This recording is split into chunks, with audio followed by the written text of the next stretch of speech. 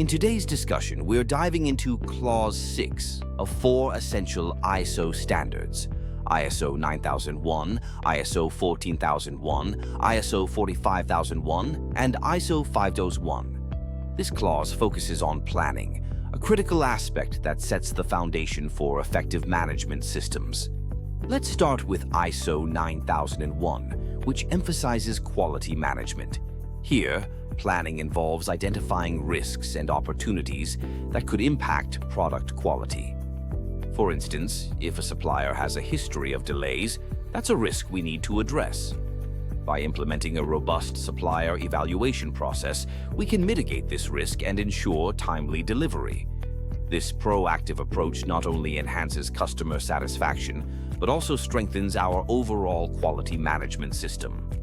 Moving on to ISO 14001, which deals with environmental management.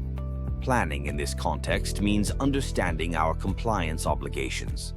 We need to identify relevant environmental laws and regulations that apply to our operations. For example, if we're in manufacturing, we must comply with waste management regulations.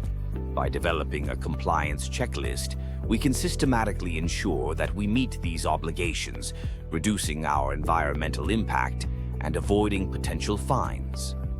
Now, let's talk about ISO 45001, which focuses on occupational health and safety. Here, planning is about identifying hazards and assessing risks to ensure a safe workplace.